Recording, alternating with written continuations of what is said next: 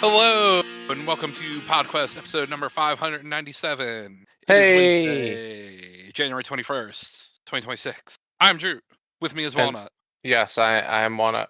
We're gonna have to take that back. You went 3-2-1 and not 1-2-3, and usually Kyle goes 1-2-3, and it threw me Yeah, off. So exactly. we're gonna have to take that back. We're gonna have to redo it all. Just yeah. So start from the top again, Drew. Oh, you motherfucker. Leave this in, Cobb. Leave it in. You don't actually have to start from the top, but let's No. start from the top. Let's go. One, two, three. That's gonna throw Cobb off having two claps, but he's not even gonna notice. Anyway, Cobb's out this week. He had to yell at people at work, jacked up his voice apparently, so he should be back Yeah, next week. yeah. Maybe he should just like stop being so angry Right?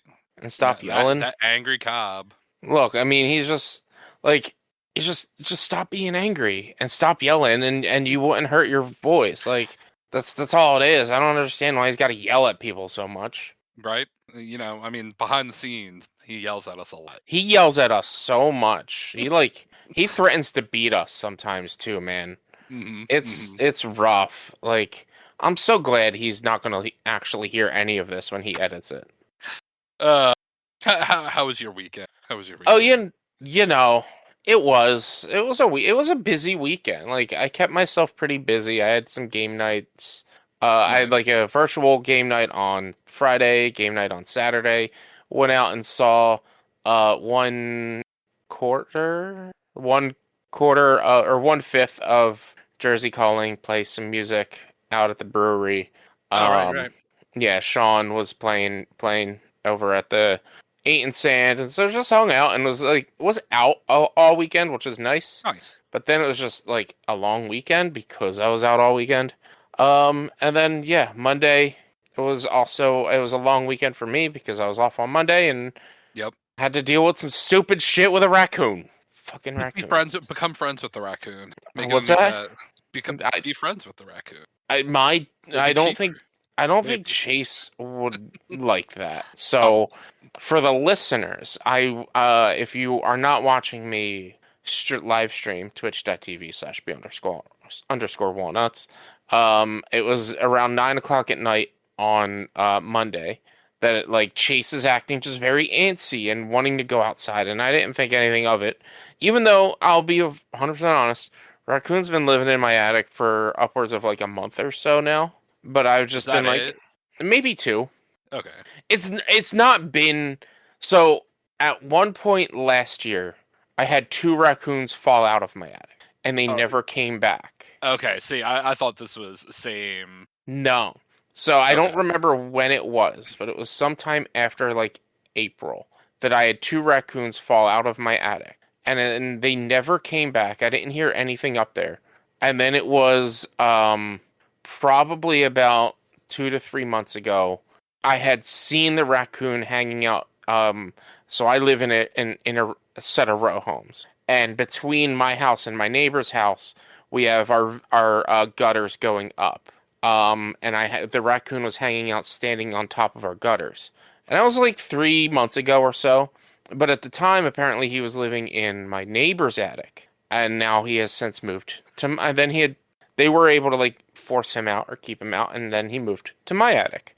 Um, Mm, and like I'll be honest, I wasn't doing anything about it because I I know it's a rodent, I know it's a pest, but like it's just trying to stay warm, and I didn't really want to do anything, and also it costs a lot of money. So I was like, right. as long as it doesn't bother me, I'm not gonna bother him, kind of thing. Um, but I feel like it got too comfortable and started to try to take territory in my backyard because when I let Chase out at 9 o'clock, Chase goes out angry too, angry, growling at this thing. Um, and he chases him around. I have a small little metal fire pit. He chases him around the fire pit, and I'm yelling at Chase the whole time, trying to make noise to scare the thing off and to like get Chase's attention. And it's literally just standing there watching. It's not moving. It's not darting away. It's not like trying to get out of the yard. It's just standing there watching. So I finally am able to get like Chase's attention. I lose track of the raccoon. I get Chase inside, and he has like it looks like he has some tenderness on his leg, as if like maybe he was bleeding on his leg or something. Um, So I rushed him to the emergency vet. Turns out he just had a hot spot on his leg that I didn't catch, and so that's all it was. He wasn't bit or scratched, but just in case, we gave him a rabies shot. And this is like 10 o'clock at night. When I got to the emergency vet, I didn't leave until 1 o'clock in the morning. And then we get home, and I go check the yard because Chase needs to go out before we go to bed, and the raccoon's just hanging out in my yard, just walking around in my yard like this is his home. So I had to, at this point now, it's closer to 2 o'clock, because like I had to run around and find Chase's leash because I couldn't find it. I had trouble finding it. Get Chase's leash, put it on my jacket, and walk my dog at 2 in the morning. 2 a.m. walking my dog so that he could go pee before bed. Yeah, so caught a couple places, got somebody out. They came out today to put in a one-way door. So if the raccoon is currently in the attic, it can get out, but it can't get back in. And in about 7 to 10 days, and they'll be sending somebody out every day to check the traps and rebait. In about 7 to 10 days, they'll come back, they'll take the traps, they'll take down the door, they'll board up the opening where the raccoons are getting in, and I shouldn't have raccoon in my attic anymore. But for the time being, until I'm comfortable with Chase being outside and there not being a raccoon, I have to walk Chase at night. Yeah, fair. Which sucks because it's fucking cold. Yep. It's Check's phone right now, currently 38, and that is good for the past few days. Yeah, that's warm. That's warm for the past few days. Like, it was 19 degrees yesterday when I was walking Chase. And then we're supposed to get a killer storm that half the country is getting. We're not supposed to get hit with it until Sunday.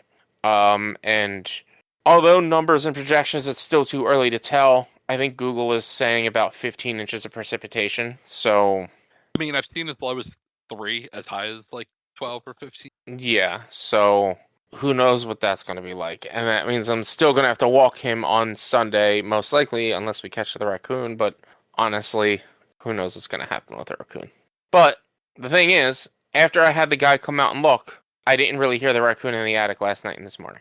So, like, maybe he already left, but maybe not. And the guy was explaining, like, usually they have multiple burrows and multiple dens, and so he probably, with the interaction with the dog, probably was like, all right, I'm going to go stay somewhere that's a little bit more safe for a few days, and then I'll come back. Yeah. And it's possible. It's possible. Because he was in my attic on Monday or Tuesday morning, but then Tuesday night, I didn't really hear him, and this morning, I didn't really hear him. So it's been a long couple of days dealing with that. How about you, Drew? Anything fun and new? No, not really. Yeah, just a normal weekend for you? Yeah, driving on Sunday and that. Yeah, I mean, the thing, it's weird. I might have somehow, in that storm, ran over a nail. I don't know. No. Because Sunday, my tire pressure was fine on all of my tires. And then Monday, when I went to go do something on Monday I think I went to go pick up lunch at Chipotle. Okay. And I get in my car and it's showing that my tire pressure is like 23 PSI, which is very low and very bad. And I'm like, that's weird. Like, it's not the normal tire that I've been having a slow leak problem with. It's another tire. So, like, I fill it because I couldn't see a nail. I fill it, and then, or no, I didn't even fill it at that point. I got my food, and I came back. And then when I was bringing Chase to the emergency vet, I had to stop somewhere and fill up the tire because I had to get on the highway to get there. And I was like, well, I had to just sit there and have the window open while Chase was looking out the car, like, what's going on? While I'm filling up my tire. And then yesterday, I went to Petco to get poop bags, and my tire pressure was already back down to like 25. And I'm like, this is definitely, like, this isn't a slow leak. This is something weird is going on here. So I'm going to have to go get my car taken care of this weekend, hopefully. Hopefully, like, my tire doesn't go completely flat by Saturday, and I can, like, get it to the Tires Plus to get it taken care of on Saturday. I guess I should probably schedule an appointment for that as soon as possible. Probably not. But yeah, so it's been a lot of fun, and yeah, that snowstorm, it wasn't too bad, but I was only going from 5 minutes from my house to back, so it wasn't too terrible. Part of 295, the road wasn't that bad, but the way the snow was coming down made Hmm. shit real hard to see, and like people were only doing like 45. Yeah, well, I mean, I don't mind when people drive slow No, during the snow, especially like on the highways and stuff. agreed. Um, But I'm but just like, saying, like, to the fact that people were actually only doing like 40 to 45 yeah, instead of 75, 85 on yeah. 295. That's wild. People driving slow on 295, you know it was a problem. I Right. remember it was a couple years ago. We had a really bad snowstorm, but my job didn't close the office, and obviously this is before work from home times. They didn't shut down the office, um, and so I had to drive in the snow to work, and I was driving on snow on 295, Oof. and people were driving four wide on 295. Like, for listeners, 295 is a 3-lane highway, and Okay. people were driving four people wide on this highway. And then I get to work, and I'm like, I think I'm at least a half hour, maybe 45 minutes late because of the weather and stuff. And an hour later, they're like, all right, you can go home. I'm like, why didn't you just call us and tell us it was closed? And I Right. know why they didn't tell us. Because if they closed the office, then they would have had to pay us for the day off. But if they had people come in, then we could have used our PTO time, or they only had to pay us for some of the time off and not all of the time off. It's bullshit, fucking office politics stupidity, and not like, hey, Mhm. let's just worry about the safety of our employees. Yep. Yeah, but other than that, and Other than like we that, said, we got more snow coming up. We do got a bit of a show today, even yeah, though what do there's we no. got? Me and Drew both did some board gaming. I played a new game called Aetherspire, and Drew, you got into some Blood on the Clocktower Legacy stuff, which Yeah. that sounds interesting. And then I also played a relatively new game, however, not new, like it's been in early access for a while, I guess, called Quarantine Zone. So we're going to talk about that a bit, and Yeah. then whatever else may come up while we're talking. Yeah, so what's Aetherspire? What's So this? Aetherspire is a tower defense is a 3D building tower defense board game. It is you select character that you can play as, and you have a dice pool that you roll, and the die are 8-sided die. They have different element faces on them, and then a blank face, which is just no, you rolled nothing and you rolled bad. Okay. Um, and is it an 8-sided die? Maybe, or is it a 6-sided die? It is an 8-sided die because there's four elements plus, yeah, it's four elements plus the wild plus the blank space. So maybe it is a six. Maybe it is 6-sided die. I can't remember. I should have looked. For some reason, my brain is saying 8, but it doesn't matter.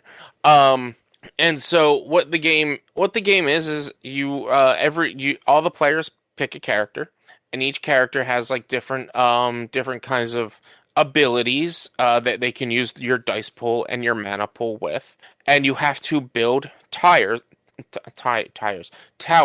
or spires, um, for representing each of the four elements to defeat the four elemental bosses and prevent the enemies from getting into the center Aether well.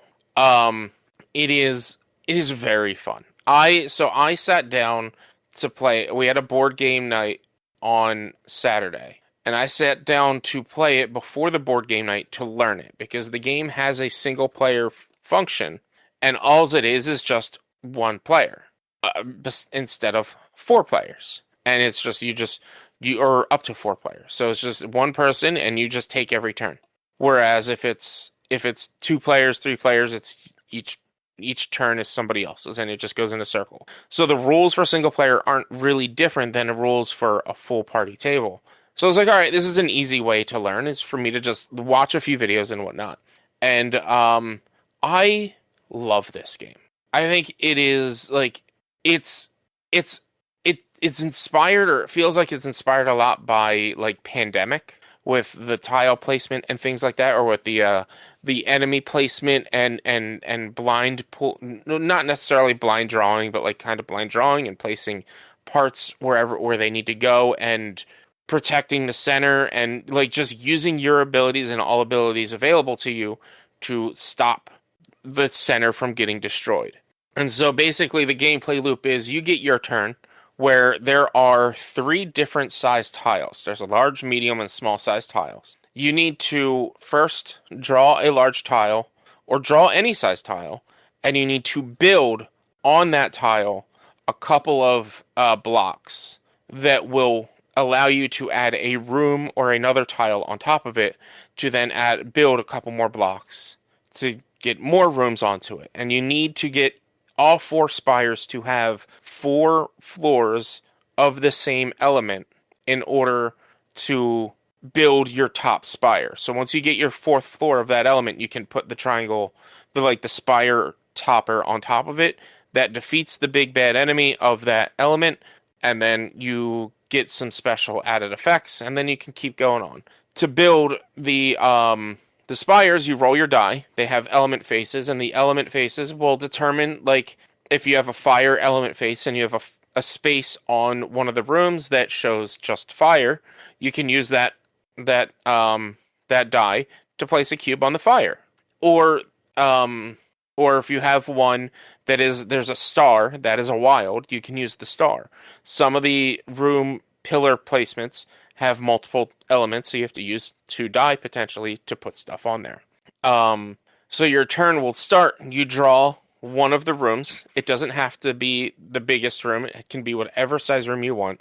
You look at it, if you like it, you keep it. You can then either exchange any of the rooms that you have in your reserve room pile, or you can exchange the one you just drew to draw another one. And the additional one doesn't have to be a room of the same size. It can be any room of any size. Okay.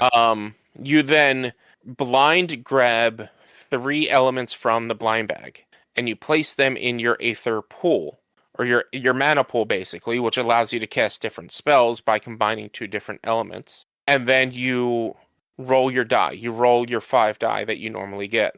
Then it gets to your build phase where you're then spending the die, using your abilities, using the mana abilities to move enemies and get enemies off the board. Because if there's an enemy in a room, you cannot build onto where that enemy is because they get placed where the pillars go. And if the enemy is placed on top of a pillar, you need to move the enemy from the pillar before putting another room on top of that pillar. So you need to figure out how to get rid of enemies, placing pillars, putting rooms on top of them, while using both your abilities or your teammates' abilities and things like that. Then once you get done your build phase, you're happy with what you were able to build and put together. It then goes to the enemy invasion phase, where you blind draw a number of enemy elements based on the level. So like if it's the first turn, you draw 2, but it can go as high as 7 that you're drawing. And you place them on a spot representative of their element. So if you have a grass zone, then they are inclined to they're going to go to the grass zone. If the grass zone you have has a pillar on it, they go on top of the pillar. They always go to the highest point they can first. There's 4 elements: earth, fire, wind, and water. If you do not have a zone representing that element, or a zone that is a multi-element zone, they go right into the middle. You don't get to place them in a blank space. They go into the middle. So you kind of want to always have open spaces or multi-spaces in case things happen. The one of the harder parts of the game is for starting placement tiles. There's only 3 large tiles that you can place on the base of the board, which means you're always going to have one pillar starting its first floor after everything else, and always be a little bit taller. Always be like 1 floor taller. Because you may have a base fire floor that has 2 rooms that you can build on top of it on. But your first room that you're going to be placing of the other element that you don't already have, say grass, that your first floor grass is going to start at the higher level, so it's going to be a little bit taller. Interesting. Yeah. And it gives me like sort of Pandemic vibes. It's very cooperative. It's very like, let's talk this through. Let's plan out the best action. Let's plan out the best moves to take. It's really fun. I played So I learned to play it on Saturday after before the board game night. I then accidentally forgot one set of the element pieces at home from packing it up because I was packing it up. I was running late at the time that I was packing it up. So I didn't get to record us and play it with anybody else. So then I started a board solo run for it to record myself playing it on Monday. The recording got halfway through and my phone ran out of space. So I finished playing that and immediately played it again to get to get a recording done of the game. So I literally played this game 3 times this weekend, and I was supposed to have a board game day on Sunday, weather pending. I was going to bring this game to play it with them. I think this game is incredible. I think it's so very fun. I think it's very easy to pick up and learn once you get the gist of it. The art is really cool. I would love to find out some of the different abilities and different characters, because the only difference between a one player and a multiplayer game is one player gets 4 or 5 specific characters to play as, and then the multiplayer is everybody else. Gotcha. Because I guess and it's a balancing effect. Like this one is going to be played every turn, so we got to give it like a little bit of everything. So those couple can only be played in a one player game. They can't be played in a multiplayer game, and the multiplayer characters can't be played in a one player game. So Okay. Yeah. Yeah, it's really interesting, really cool. It's a cool art style. It's from Phase Shift Games, and I'm so endeared and in love with this game that like I really cannot wait to play it again and play it with people to see if other people like it as much as I do. Yeah, I mean, I was looking at it on Board Game Geek while you're talking about it, just to kind of look. It is 8-sided dice. You are right. Okay, it is 8-sided because I'm trying to. I guess maybe there's 2 blank spaces then. No, it looks like there's 7 symbols on there. Well, it would be Earth, Fire, Wind, Water, Star, blank. In this giant picture. It- Okay. Grass, Well, actually, I can't. Fire, Wind, Water, and then there's a star feature, so that's 5. Oh, okay. I think I see 2 stars on one. Okay, 2 stars and 2 blanks, and probably two blanks. That kind of makes, but Yeah. yeah. Yeah. It's a really cool game, and like it combines a lot of cool features. It is not a dexterity game. It makes sure to say it right on there. This is not a dexterity game. If things fall apart, just put it back together.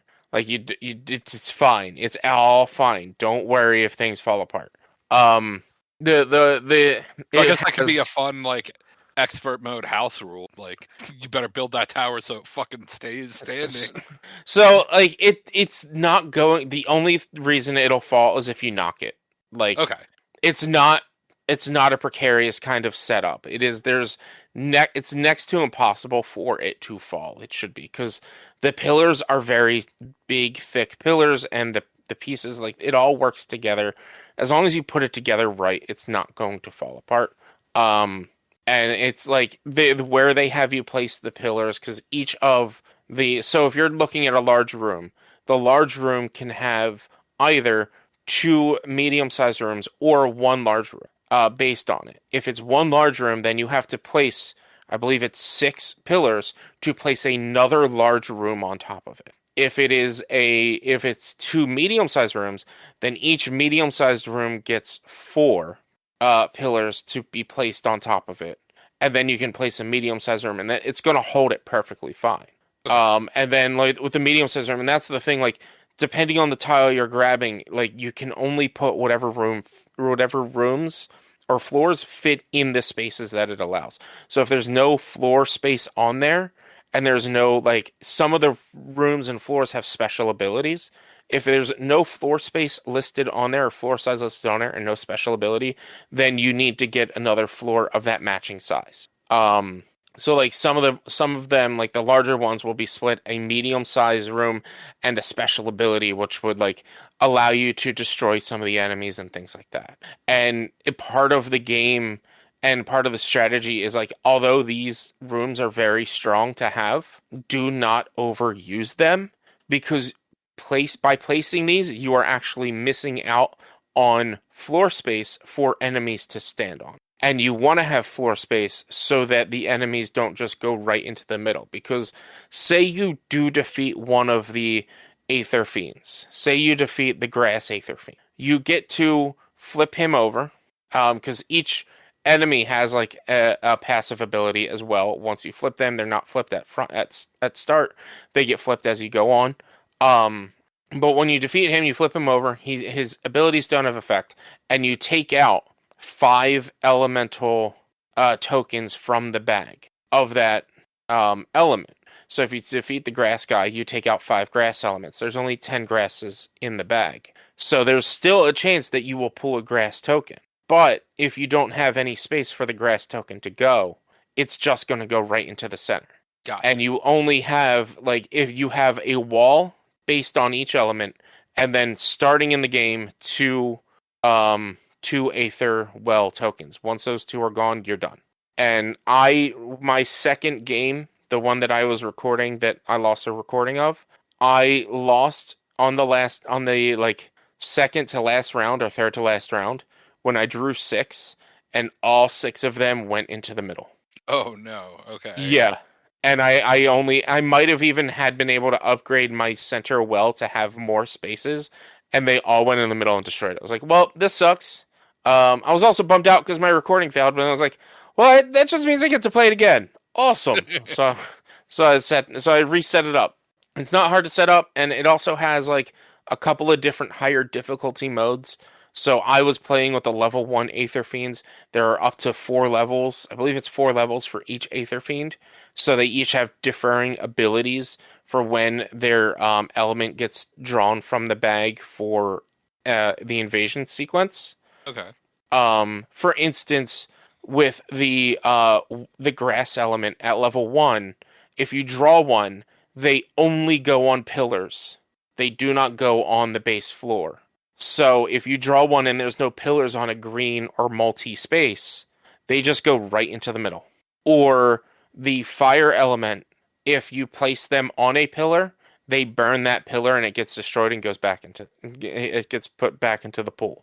So you have to I had to plan out to build an entire floor and place the floor before I ended my turn on the chance that I may have drawn 3 or 4 fire elements that round. And I'd already taken out 2 other Aether Fiends. So it was already a higher chance at that point that I was getting fire over 2 others. So it was like, all right, I have to build this entire floor. And like the recording I got, it came close. It came down to the very last turn. I had to draw 7 enemies to invade and place them on the board, and then figure out how to move them around and organize them in a way to win this. It's an interesting game. It's got a lot of nuance to it. Like I said, there's like 4 different difficulty settings. Or not 4. It's like, I think it's like 4 different scenarios that you can try. Like one of them is press your luck difficulty, where you can advance the start token from the beginning to like up to 3rd turn, and that just cuts out that many turns. I think it's about 12 turns that you can get, so you can cut out 3 or 4 turns, and just make it that much of a press for time kind of game, which is like a cool way to do that as well, and make it shorter even as well. But yeah, it's a really cool game. I'm so happy with it. I'm so grateful that they gave us a copy of this, and like I plan on making a lot of videos of me playing this game. Yeah, like, that sounds cool. I'm like, my next game night, I'm bringing it to both game night groups, and anybody who ever comes over to do games, I'm like, hey, let's play this game because I really like it. There's a bunch of other games I own that I really like as well, but a lot of them are like very intimidating that like not everyone's going to want to play them. But this one, it's not. It shouldn't be intimidating at all. It's really cool. And I'll be honest, I don't know why my brain expected it to look different, but like when I Googled and pulled it up in Board Game Geek, I didn't expect a like super bright, colorful thing. Uh-huh. I don't know the name just from seeing the name. Yeah. Like I don't know. My brain was like, oh, it'll be some like kind of I mean, like cool like yeah, dark like thing, but no, he, it's actually like a bright, colorful. yeah, hearing the name Aetherspire and knowing nothing about the game, it makes sense that like you're gonna look at this game and be like, oh, or you're gonna hear this game's name and be like, oh yeah, this is gonna be like maybe dark and gritty. But then once you learn like, oh, it's about controlling the elements and this and that, it's like, oh, everything's gonna be bright and colorful and fancy and shiny, and it's like, like visually, it's very good. It's a very Oh yeah, good no, game. Yeah. 100%. I enjoy it, and like I just can't wait to get more people to play it. And this game, it was a Kickstarter game like last year, very recently came out. I know like the developer of the game actually, when I posted on Blue Sky that I got it, the developer was like, "Hey, I hope you really like this." Like the guy, not the company, the guy who made it was like, "I really hope you enjoy Aetherspire." I'm like, I'm stoked to play it. I can't wait. So I can't wait to hear. I can't wait to talk about it and post it on social media that I played it and whatnot. Yeah, it definitely looks cool. Yeah.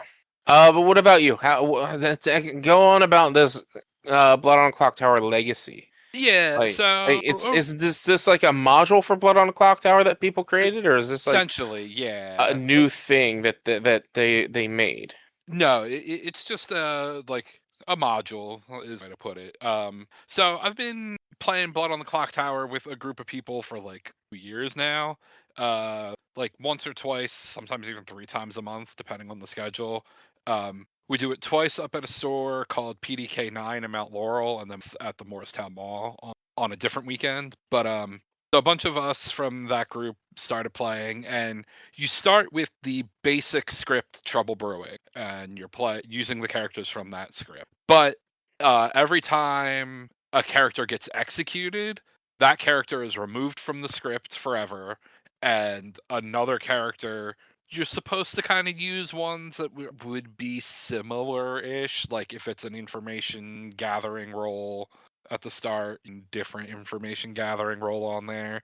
But sometimes you're going to get to a point where it's like, okay, well, the balance of things is a little weird. So you have to kind of make a little bit of a, or the person running the game has to make a little bit of a choice of what character to add on instead. And so in Blood on the Clock Tower, the Trouble Brewing script only has one type of demon on it, the Imp. Hmm. The other two base scripts have 4 different demons on there, which it's an added thing on clock in the game. Is like, okay, first we need to figure out which demon we're playing again. So for the first round, the first game in the Legacy, you start with just one demon, but then you get a second demon in the second game on the script, and then you get a third demon on the script in the third game, and then once you get to 4 demons on the script, that's it, because that's the most they have on any scripts. I think if you got more than 4 demons on a script, it would start to get a little too hard to even figure out which demon you have in the game. Hmm. Which, if you can't figure out which demon you have, it gets really hard to figure out who is the demon. Yeah. But yeah, it was interesting. I think we just played 2 games, or did we play 3 the first? Hold on, one of the person in the group made up a whole spreadsheet for it, so I think we played 3. Oh no, we did just play the. I got executed, or no, I got killed by the imp on the first possible night in the first game. I was the virgin, so the virgin stayed on the script, which is good because the virgin's a very good confirmation role. I was the investigator in the second game. I got executed. Not the worst. But evil won both games. Hmm. So only 2 evil characters got executed. Both of them were minions, obviously. So, and they were like the Baron, who kind of does nothing. They just add outsiders, whatever. Yeah. But yeah, so it's fun. It's going to be interesting to see what happens. Oh, this guy even like has it broken down of like what good, evil, townsfolk, outsider, minion, or demon everyone's been. So Hmm.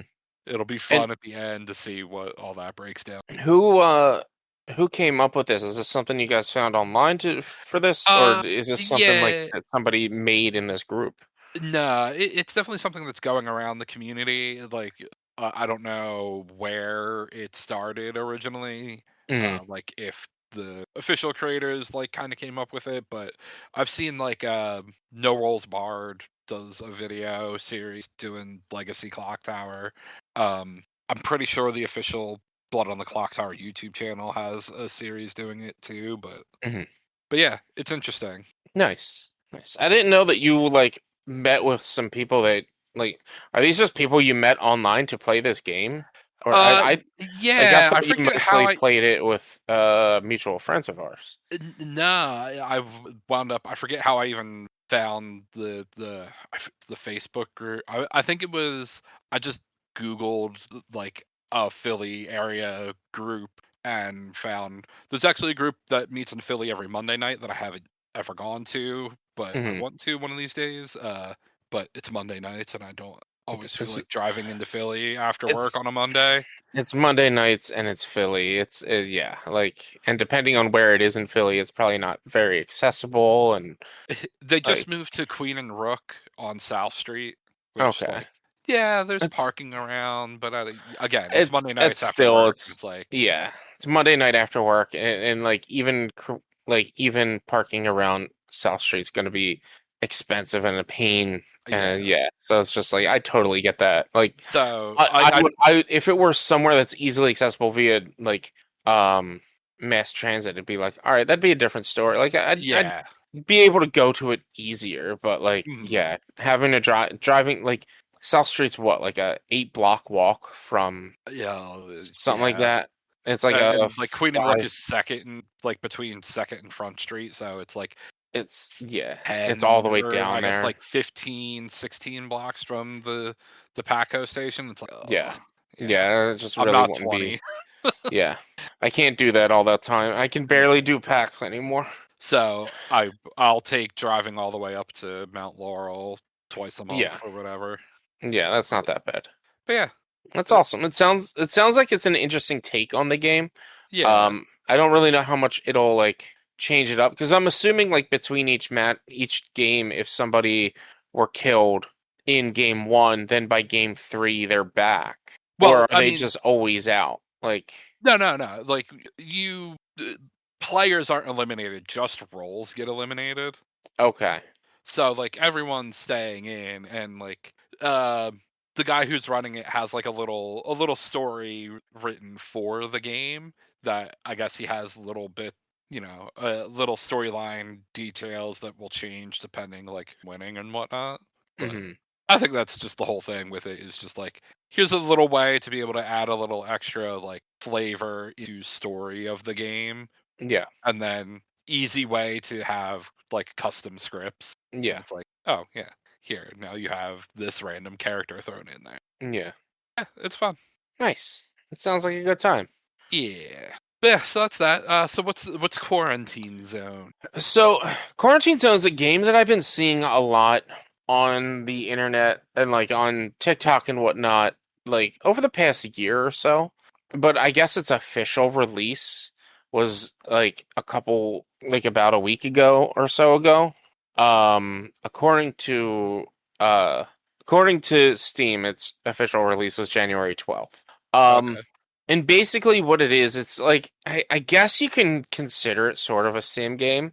But you are a an officer in a quarantine area during the zombie apocalypse, where you have to investigate the new people coming into your area and determine if they are healthy or if they're going to turn into zombies or what and decide whether they go into isolation or they go to quarantine, go into the mass population, or if they get killed because they're going to be zombies. Um, and it's a very interesting game. Like it's not very, it's unique, but it's not very like in depth. Where it's just like a management sim. Um, there's like a horde mode portion to it as well, where you a wave of zombies will come attacking your base, and you'll have your drone that you can shoot the zombies with during that sequence. And it's like you're using different tools and identifiers that could lead to them being sick to just decide like are they sick, are they going to be zombies or not, should we where should we send them, and you get money based on like you're making good calls. Like if you investigated them and marked the tracker enough of all the symptoms you could find, and if you sent them to the right spot, and then like you can send up to like at the beginning you can send up to 3 to quarantine, um, and at the and you can eventually upgrade it. And but if you have too many people in quarantine and one of them turns into a zombie, then they're going to turn everyone into a zombie. So it's like that's the risk reward of having too many in there. I'm seeing like watching the slideshow of the game on Steam. There's parts of the game I haven't even really reached yet. I only played it for about maybe 3 hours, 3 or 4 hours, but like I was able to get like a third of the way through the base story mode. Um, because there's like a scenario mode where every 7 days or something like that, every 5 to 7 days, they will come pick up your survivors that you do have and bring them to an actual safe zone and not just this little quarantined gated community. And then and you have a quota that you have to reach. And if you don't reach your quota, you get fired and you game over. Um, my first week, it was 2 days before they were picking up the survivors. I had 12 survivors in my gated community, and I let one zombie through, and they killed all 12 of my survivors. Oh no. I had 2 days to get 9 people to hit my quota. I did it. I got those 9 people, and that was the first quota. It's not like it was like midway through the game. It was my first quota. I almost lost because I like missed one thing here or there on a zombie choice or on a zombie sickness, and I don't even remember what it was that I might have missed. But it's cool because like you get you get an X-ray gun that you can shoot, and it'll go through their clothes, and you can find like any bite marks on them, or as you identify potentially different symptoms that aren't on your tracker, you can send them to the science team, and unfortunately they will die when you're experimenting on them, but you could potentially find a new symptom that you can then mark on the thing to let you know, and your little iPad will let you know like, all right, this symptom means they are sick, means they are infected, and they need to go to be killed. But like there may be some that show only the one sign, and it's like, yeah, but that means like that means they're sick. So I gotta send them out. Like I just gotta let them go, and like everything else you'll check. It's like, oh, they're good, they're in the green, but just the one sign, their temperature's high, their heart rate's high, their reflexes are off. Something's like, all right, they're gonna turn into a zombie within a few days, so just send them to be killed. It's really cool. It's silly. It's tongue in cheek. I remember. Do you remember the Humans Name and Plants vs Zombies? Did you ever play Plants vs Zombies? I play. It's been forever since I played Yeah, Plants vs. No, but I don't. so Crazy Dave, he was wearing a pan on his head. Okay. You encounter a Dave that wears a pan on his head. So like there are some like some characters from like Left 4 Dead in this game that you encounter that come in.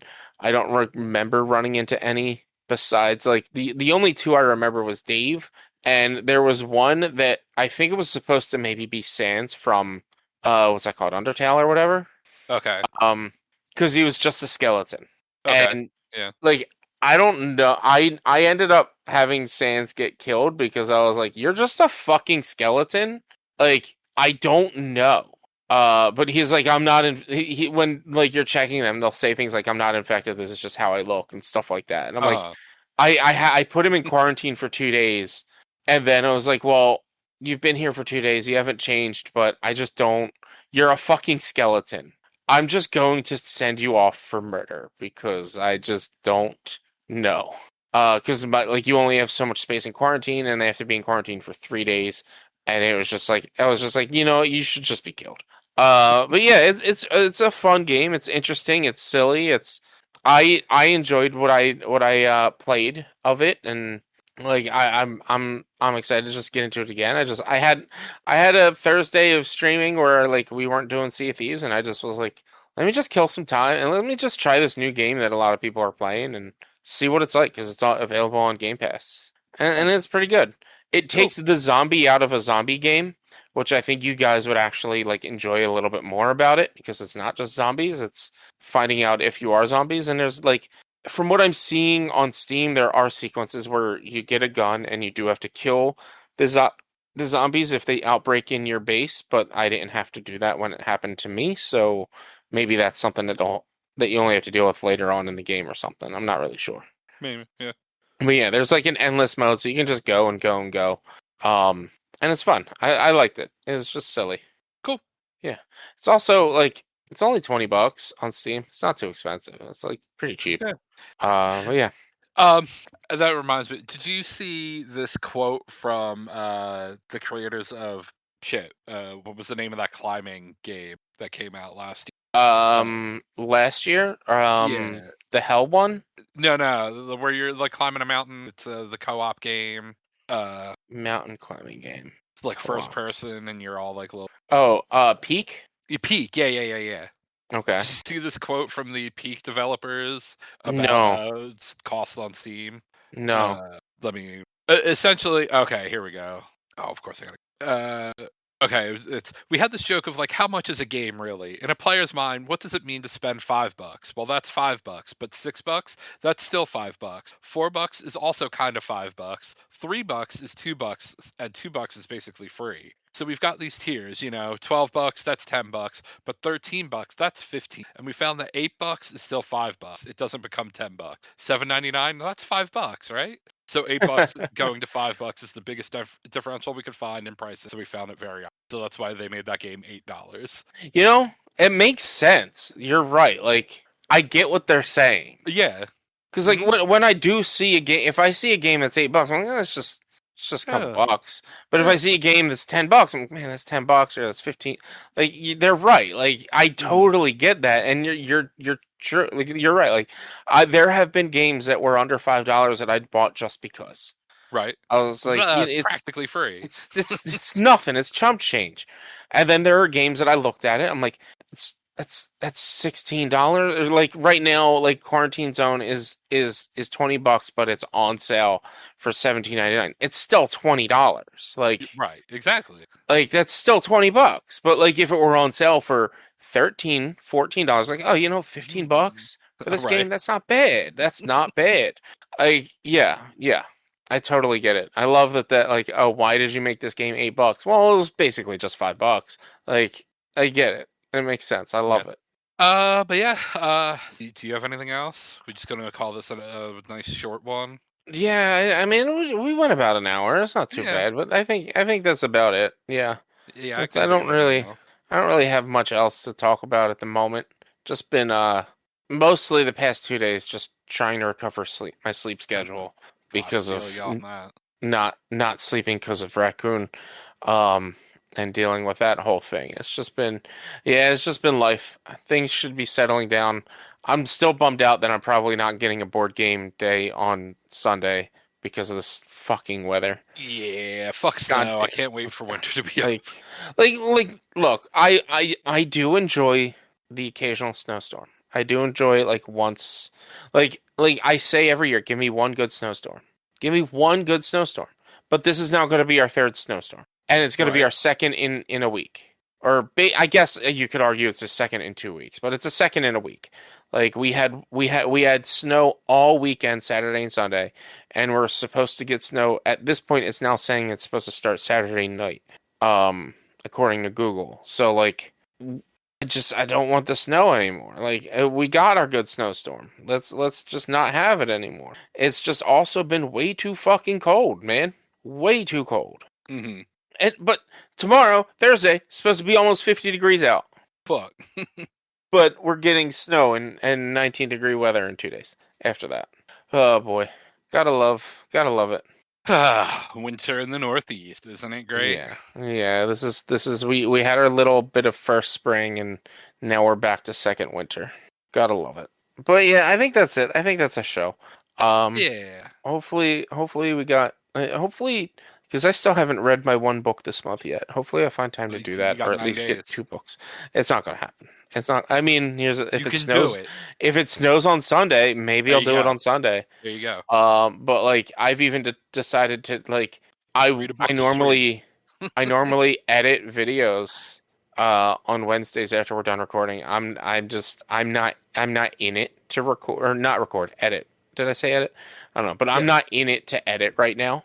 I think part of it is just the game I'm playing on my Let's Play. I like it, but I just don't like it for a Let's Play. So like anytime it comes to editing, it's just a bit of a pain and a hassle to edit. So that's probably also why like I'm just like I'm not really feeling it. But yeah, I'm just gonna relax. I'm gonna probably walk the dog and then watch TV. I might not even walk the dog. I don't think I'm gonna walk him until 9 o'clock, 8:30. I'll wait because he doesn't go out a lot at night anyway. So but yeah, that's a show. That seems like a show. All right. Book club next week. Tron Ares. Is that what Yes. the subtitle is? From last year. It's on. Pretty sure, right? Yes, with the album, the soundtrack this time was made by 9 Inch Nails. Oh, right. Yeah. Was this? Oh, yeah. And they actually, this was a movie where they actually like labeled it as being 9 Inch Nails and not just Trent Reznor. I think that was the whole big thing. I don't know. I just remember it was 9 Inch Nails that did the soundtrack for this because like it was a big deal when Daft Punk did the soundtrack for the last one. Oh, and so right. they did 9 Inch Nails for this one, which is a big jump from fucking Daft Punk for the last one. It's a little different vibe, I would say, for sure. Yeah, for sure. But anyway, if you can support us with some dollars, you can find us over on Patreon, patreon.com/OneQuest. If not, find us on Twitter at @1_quest. Same on Instagram. We're 1-quest.com on Blue Sky. Facebook.com/OneQuestOnline. YouTube.com/OneQuestVideo. Send us emails to social@1-quest.com. You can find us. Our website is 1-quest.com. And Richie, what's your streaming for the rest of the week? Check me out twitch.tv/B_walnuts. We're on video game streaming Monday, Tuesday, Thursday, and Sundays. We started to get a little bit back into Expedition 33, trying to grind up so that we can go take on Simon again. But got rudely interrupted by a raccoon. But yeah, Sea of Thieves, Expedition 33, date everything, and just hopefully other stuff very soon. And so that'll be the show. We'll see y'all next week. Bye. Bye.